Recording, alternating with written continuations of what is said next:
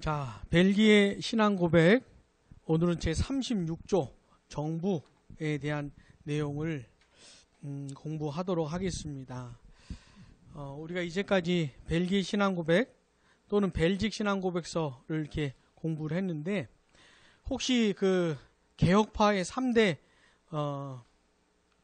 신앙 고백서 또는 뭐 교리문답 이런 게 뭔지 아세요? 벨직 신앙 고백서하고 그 다음에 하이델베르크 요리문답, 그죠? 그 다음에 신경은 뭐가 있을까요? 요거는 신앙 고백서, 요거는 교리문답, 그러면 그렇죠, 도르트 신경. 요게 이제 개혁파 3대 뭐라 그럴까요? 기둥과 같은 것이에요. 그 다음에 이 유럽 개혁파 말고 이제 미국 쪽에서 만들어진 우리가 아주 친숙한 신앙 고백서가 있지요. 웨스트민스터 신앙 고백서, 뭐 소요리 문답, 대요리 문답, 뭐 이런 거.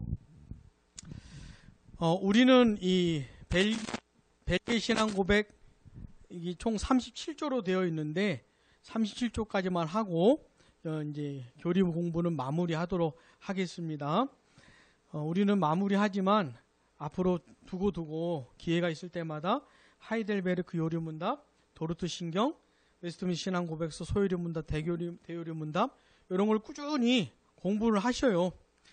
또 서점에 가보시면은 좋은 설명서들도 나와 있고 설교집도 나와 있고 하니까, 그래서 꾸준히 이걸 가까이 하셔서 기독교 신앙이 뭔지 이렇게 체계를 좀 잡게 되면 좋겠습니다.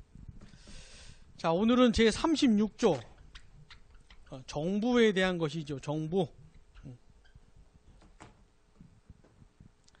자, 우리 같이 공부합시다. 첫 번째 단락 시작. 우리는 우리의 은혜로우신 하나님께서 인류의 타락 때문에 왕과 군주와 관리들을 임명하셨다고 믿는다. 하나님은 세상이 법률과 정책으로 통치되게 하심으로써 무법한 사람들이 통제되고 모든 것이 사람들 사이에서 질서 있게 잘 운영되도록 하셨다. 예. 요게 이제 성경이 말하는 기독교 신앙의 내용입니다. 이것도 정부에 대한 성경이 말해주는 그 내용이 있어요. 국가, 정부에는 공권력이라는 게 있잖아요. 공권력이라는 거. 우리는 80년대 우리나라에서 데모 많이 있을 때를 거치지 않은 세대여가지고, 그죠? 잘 모르겠지만, 이 정부에는 공권력이라는 게 있는데, 성경은 공권력을 인정합니까? 안 합니까?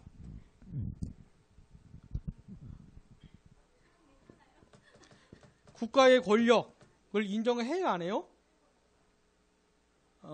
해요. 성경은 인정을 해요. 그리고 이 권세도 하나님이 주셨다라고 인정을 합니다. 근데 교회의 역사를 보면은 그 분파들 중에서는 공권력을 인정 안 하는 분파도 있는 것이에요. 국가, 정부는 무조건 악하다, 이거는. 그래서 이걸 인정을 안 해요. 그러면서 자기들만의 공동체를 만들려고 했던, 우리 이따가 나오겠지만 제세례파 같은 사람들, 우린 제세례파하고는 다릅니다. 우리는 인정을 해요. 인정을 합니다. 이것 또한 하나님께서 주신 것이라고 보는 겁니다. 자, 로마서 13장 1절, 각 사람은 위에 있는 권세들에게 복종하라. 권세는 하나님으로부터 나지 않음이 없나니 모든 권세는 다 하나님께서 정하신 바라. 아멘. 자, 다니엘서 2장 20절에서 21절. 다니엘이 말하여 이르되 영원부터 영원까지 하나님의 이름을 찬송할 것은 지혜와 능력이 그에게 있음이로다. 그는 때와 계절을 바꾸시며, 그 다음에 왕들을 패하시고 왕들을 세우시며 지혜자에게 지혜를 주시고 총명한 자에게 지식을 주시는도다. 아멘. 왕들을 폐하시기도 하고 왕들을 세우시기도 하는 분이 우리 하나님이시다. 하나님이시다. 바벨론의 왕 중에 유명한 사람이 느부갓네살이잖아요. 느부갓네살이 7년 동안 뭐라고 해야죠? 정신병에 걸렸다고 해야 되나요? 그래가지고 한 7년 동안 사람답게 못 산 그 기간이 있었잖아요. 느부갓네살에게 왜 그런 일이 생겼죠? 느부갓네살이 너무 교만해진 거예요. 이 바벨론 제국을 마치 자기가 세운 것처럼. 그래가지고 그것이 아니라는 사실을 하나님께서 그렇게 가르쳐 주신 거죠.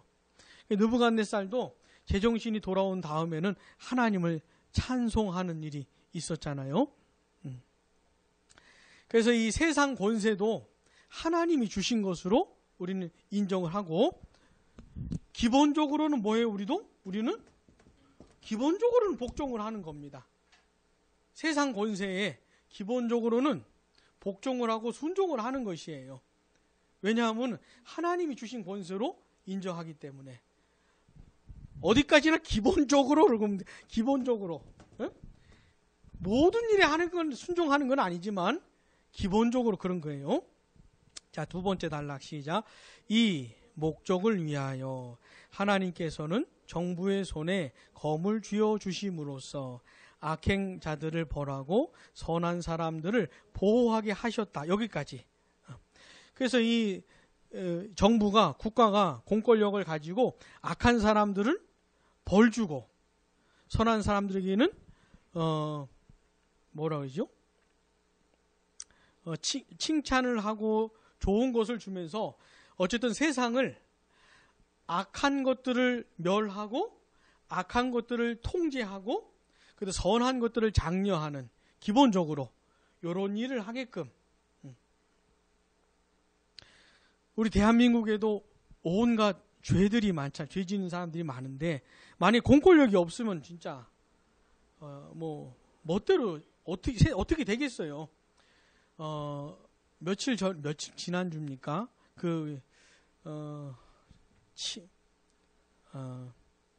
장롱 안에 자기가 죽인 사람을, 시체를 가둬두린 상태에서 여자친구를 초대하기도 하는, 이름이 뭐라 하더라? 얼마 전에 공개된 사람이 있잖아요. 근데 실물하고 너무 달라가지고, 그런 얘기 있지 않았습니까? 공권력이 그런 역할을 해야 되는 것이죠. 그래서 어느 정도 이 세상을 통제하고 유지해야 하는,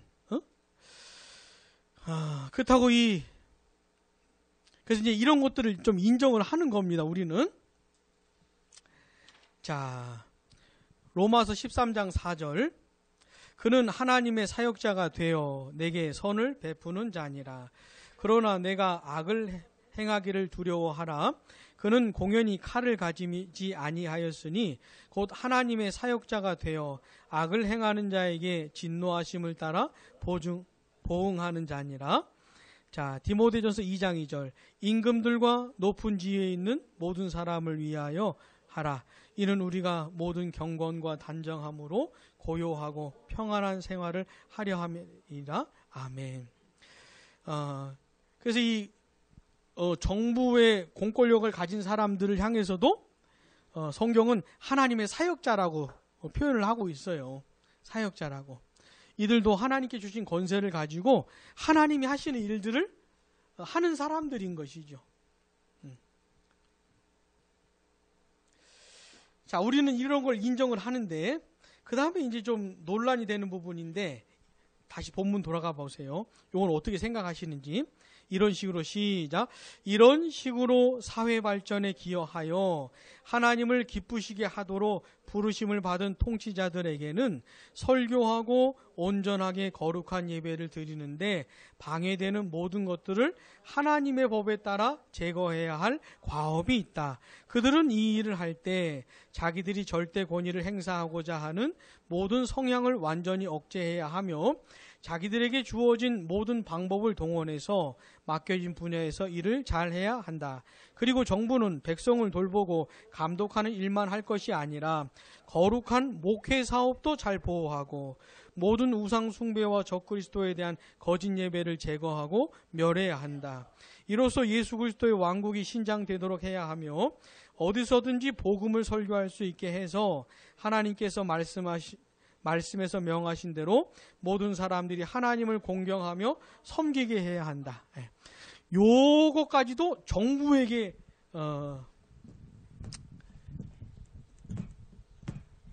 넘기는 것이에요. 정부가 할 일로. 벨기에 신앙고백서는 예를 들면 우리나라 뭐 이런 겁니다. 윤석열 정부가 교회를 보호하는 것이에요. 교회를 보호하고 이단들은 척결하고 막 정부가 나서서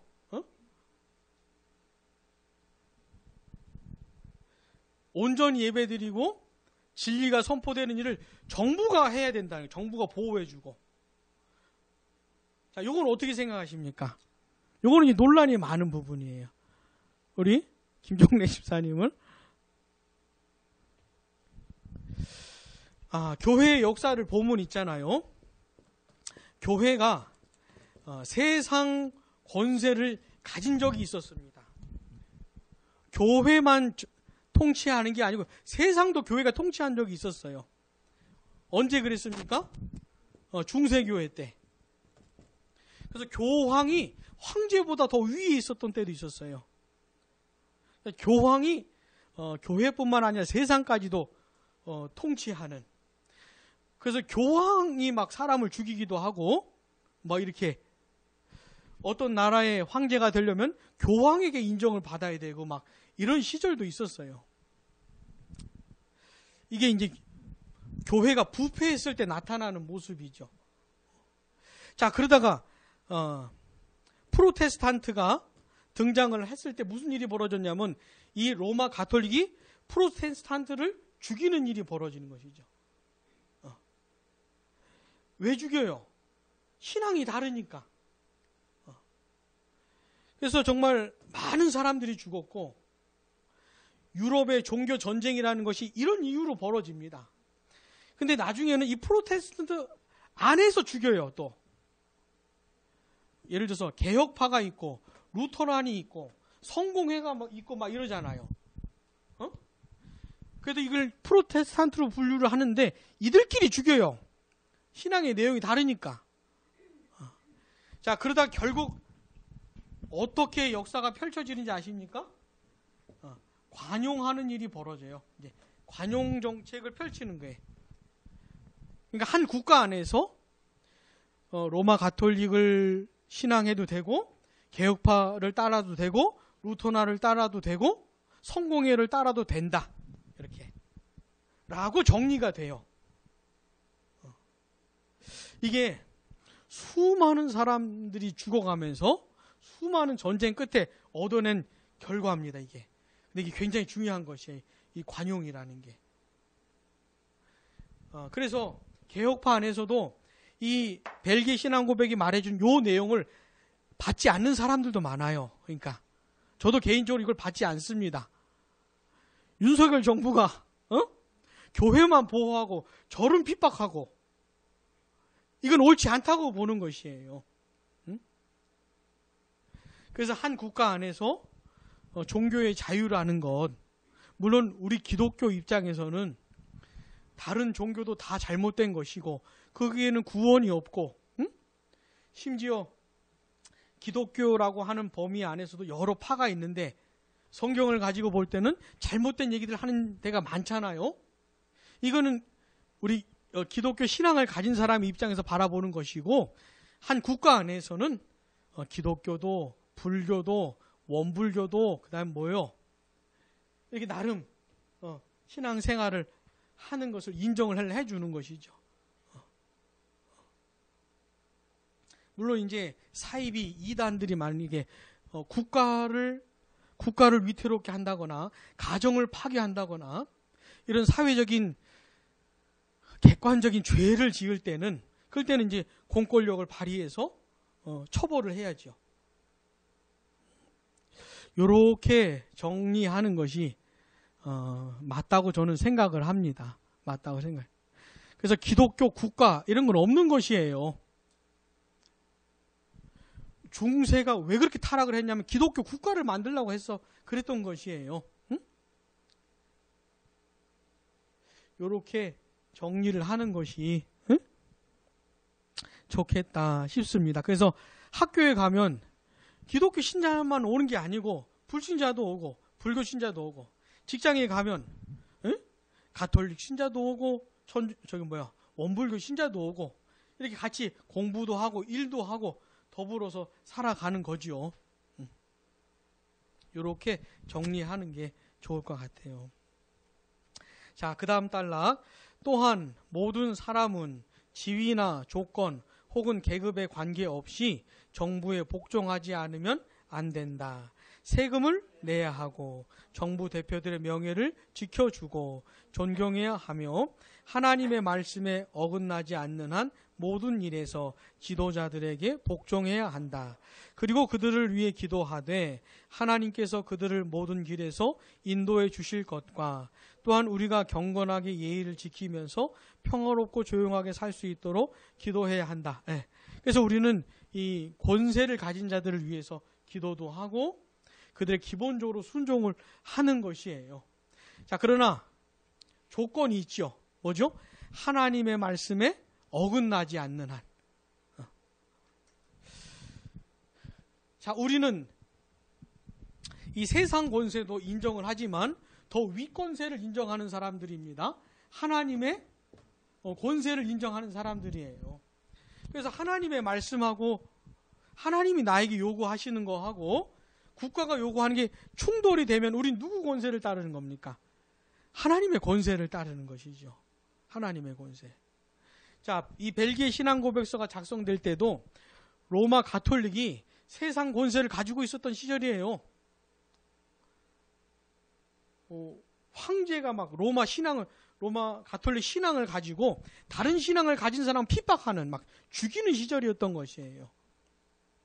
근데 왜 기도도베레도 그렇고 그 다음에 이 개혁파 신앙인들이 왜 죽어가면서까지 세상 권세에 복종하지 않았을까요? 하나님의 말씀하는 것과 다른 것을 요구하기 때문에. 자, 요게 마지노선입니다. 기본적으로는 되게 순해요. 되게 순해야 돼. 기본적으로는. 근데 하나님의 말씀과 부딪힐 때는 사자처럼 또 돌변해야 되는 것이죠.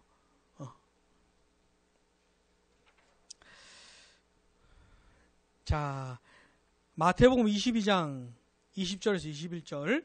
예수께서 말씀하시되 이 형상과 이 글이 누구의 것이냐 이르되 가이사의 것이니이다. 이에 이르시되 그런즉 가이사의 것은 가이사에게 하나님의 것은 하나님께 바치라 하시니 아멘. 우리 예수님께서 직접 말씀하신 것이죠. 가이사의 것은 가이사에게 바쳐라. 자, 마태복음 13장 5절에서 7절. 그러므로 복종하지 아니할 수 없으니 진노 때문에 할 것이 아니라 양심을 따라 할 것이라. 너희가 조세를 바치는 것도 이로 말미암음이라. 그들이 하나님의 일꾼이 되어 바로 이 일에 항상 힘쓰느니라. 모든 자에게 줄 것을 주되 시작. 조세를 받을 자에게 조세를 바치고 관세를 받을 자에게 관세를 바치고 두려워할 자를 두려워하며 존경할 자를 존경하라. 성경은 세금을 내라고 세금을 내라고 하는 것이죠. 우리 김희수 집사님, 세금을 거둬들이는 자들의 입장에서 세금을 정당하게 거둬들이지 않을 수도 있지요. 그죠? 얼마든지 그런 문제하고 또 싸워야 되겠지만은 어쨌든 기본적으로 세금을 내라. 세금을 내야 이 정부나 국가가 일을 하지요. 응? 그래서 이걸 인정을 하는 겁니다.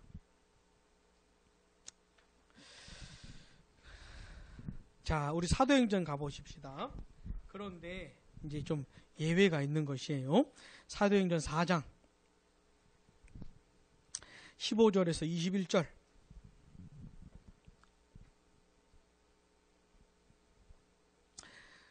명하여 공회에서 나가라 하고 서로 의논하여 이르되 이 사람들을 어떻게 할까? 그들로 말미암아 유명한 표적 나타난 것이 예루살렘에 사는 모든 사람에게 알려졌으니 우리도 부인할 수 없는지라. 이것이 민간에 더 퍼지지 못하게 그들을 위협하여 이후에는 이 이름으로 아무에게도 말하지 말게 하자 하고 그들을 불러 경고하여 도무지 예수의 이름으로 말하지도 말고 가르치지도 말라 하니. 여기까지요. 권세를 가진 자들이 사도들에게 명령을 하는 거예요. 자꾸 예수 그리스도의 이름으로 놀라운 일들이 벌어지니까 사람들이 예수 그리스도를 믿게 되고 사도들이 전하는 메시지를 듣게 되고 하니까 이들이 이 지도자들이 이게 싫은 겁니다. 그래서 명령을 내리는 거예요. 말하지도 말고 자, 그러면 우리는 이들의 권세, 이들이 가진 권세도 하나님이 주신 권세를 인정을 하는 겁니다. 기본적으로. 그러면 순종을 해야 할 거 아니에요? 권세를 가진 자들이 예수의 이름으로 말하지 마. 아무것도 하지 마. 그러면 알았습니다. 아무것도 안 하겠습니다. 이래야 할 거 아닙니까? 근데 사도들은 전혀 그러질 않아요. 19절 시작. 베드로와 요한이 대답하여 이르되 하나님 앞에서 너희의 말을 듣는 것이 하나님의 말씀을 듣는 것보다 옳은가 판단하라. 우리는 보고 들은 것을 말하지 아니할 수 없다 하니 관리들이 백성들 때문에 그들을 어떻게 처벌할지 방법을 찾지 못하고 다시 위협하여 놓아 주었으니 이는 모든 사람이 그 된 일을 보고 하나님께 영광을 돌림이라. 아멘. 권세를 가진 자들이 협박을 하고 명령을 하고 심지어 때리고 그래 해도 따르지 않는 것이죠. 왜냐하면 예수의 이름으로 일을 행하고 복음을 전하는 것이 하나님의 뜻이기 때문에. 자, 이런 겁니다. 이런 것이에요. 자, 마지막 단락.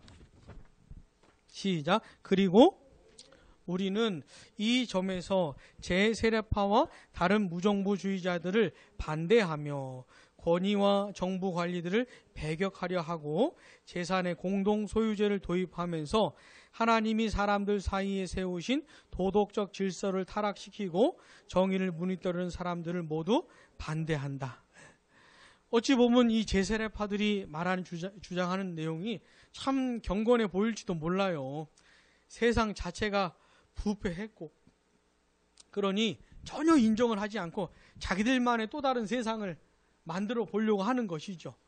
어찌 보면 경건해 보이기도 하지만 그런 거 아닙니다. 우리는 너희는 세상의 소금이라 그러고 세상의 빛이라고 했잖아요. 세상에서 살아가는 겁니다. 세상에서 타락한 국가 안에서 살아가는 것이. 타락하지 않은 국가는 없어요. 정말 공정하고 일관되고 불의하지 않은 그런 공권력을 행사하는 국가와 정부는 없습니다. 하나도 없어요. 이 세상 그 어디도 없어요. 근데 우리는 인정을 하는 것이죠. 왜요? 요 정도라도 세상을 유지하고 악한 자들을 심판하고 요 정도라도 유지하도록 하나님이 주신 권세라고 인정을 하는 겁니다. 그래서 기본적으로 어떻게 해요? 순종을 하는데 그러나 하나님의 말씀에 어긋나는 것들을 요구할 때는 전혀 순종하지 않습니다. 이 사람들이 이렇게 반항적인 사람들이었나? 이렇게 격한 사람들이었나? 놀랄 정도로 전혀 순종하지 않는 것이죠.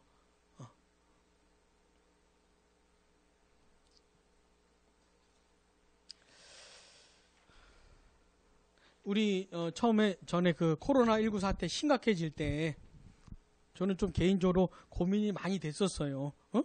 이게 뭐예요? 우리가 이제 찬송하고 기도하면 이게 방울이 퍼져나가니까 찬송하지 마라, 기도하지 마라, 작게 해라 이렇게 막 국가가 요구를 하잖아요. 물론 이게 이제 바이러스 그다음에 국민들의 건강과 이렇게 관련된 것이어서 고민이 되는 부분도 있기도 하지만 저는 좀 한때 되게 예민한 적이 있었어요. 쥐들이 뭔데? 내가 너무 국민들의 건강을 생각을 안 하는 건가? 하여튼 고민이 많이 됐었어요. 이런 걸 가지고 국가가 교회를 좌지우지하려고 하는 것은 아닌가? 응? 하여튼 고민이 저는 많았었어요. 자, 요한복음 18장 36절, 예수께서 대답하시되 내 나라는 이 세상에 속한 것이 아니니라. 만일 내 나라가 이 세상에 속한 것이었더라면 내 종들이 싸워 나로 유대인들에게 넘겨지지 않게 하였으리라. 이제 내 나라는 여기에 속한 것이 아니니라. 빌립보서 3장 20절, 그러나 우리의 시민권을 하늘에 있는지라. 거기로부터 구원하는 자 곧 주 예수 그리스도를 기다리노니. 아멘. 자, 벨기에 신앙고백 제36조, 정부에 대한 내용을 이제 결론을 내려보면 이런 겁니다. 자, 예수를 믿는 사람들은 이 세상에서 두 나라 백성으로 살아가는 것이죠. 두 나라 백성. 하나는 무슨 나라예요? 하나님의 나라 백성으로. 또 하나는 세상 나라. 우리는 세상 나라에서 완전히 구분되거나 뭐 떨어지거나 이렇게 하는 게 아닙니다.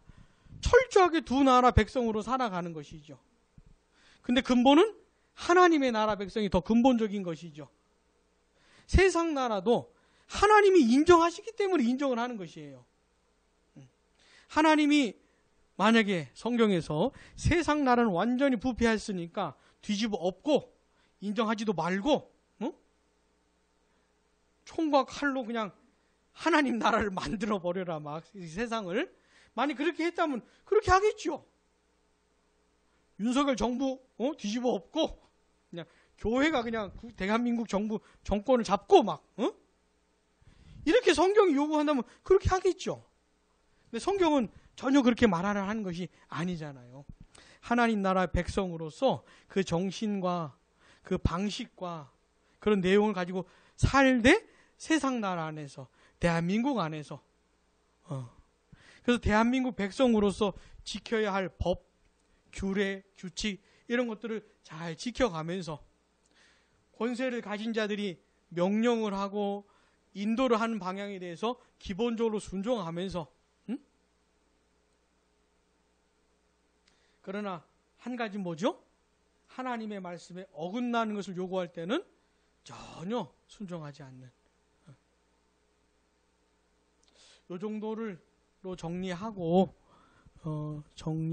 이해를 하면 좋을 것 같아요. 대신 이런 건 있겠죠. 이제 직장이나 학교에 갔을 때 그걸 이상하게 생각하면 안 됩니다. 불교 신자도 학교에 있고 직장에 있고 천주교 신자도 직장에 있고 학교에, 이걸 전혀 이상하게 생각하면 안 되고 자연스럽게 이해를 해야 돼요. 이렇게 함께 공부도 하고 함께 직장 생활도 하지만 그러나 개인적으로 복음을 아는 사람으로서 복음을 전해주고 예수님께로 인도하고 그를 개인적으로 하나님 나라로 이끄는 요런 건 우리가 할 수가 있겠죠. 근데 다른 생각, 다른 정신을 가지고 직장 생활이나 학교 생활 하는 것에 대해서 무조건 다 기독교인처럼 이렇게 요구하는 것은 뭐라 그럴까? 좀 과한 것이에요. 과한. 이렇게 요 정도 정리하면 되겠습니다. 자, 이제 다음 마지막 조 제31조 최후 심판인데 이거까지 하고 우리 마무리하도록 하겠습니다. 제가 기도하겠습니다. 하나님 아버지, 감사합니다. 저희들을 대한민국에 태어나게 하시고 또 구원해 주셔서 하나님 나라 백성으로 삼아 주시니 감사합니다. 철저하게 하나님 나라 백성으로서 하나님의 말씀을 따라 살게 하시되 대한민국에서, 이 세상에서 그렇게 살 수 있도록 도와주시기 원합니다. 불교 신자, 천주교 신자, 다양한 종교 또 철학을 가진 사람들과 이 세상에서 더불어 살아가는 것을 잘 이해하게 해주시고, 그러는 중에도 넉넉하고 배려하고 이해해주고 붙들어주는 그런 역할들 감당하고, 또 때를 따라 복음을 전하면서 예수님을 전하면서 예수께로 인도하는 역할도 감당할 수 있도록 도와주시기를 원합니다. 우리 사랑하는 성도들, 이 세상을 사는 동안에 하나님 나라 백성으로 신앙생활도 하면서 대한민국 국민으로서 이 국가 안에서 또 평안하게 또 살아갈 수 있도록 함께해 주시기 원합니다. 예수님의 이름으로 기도드립니다. 아멘.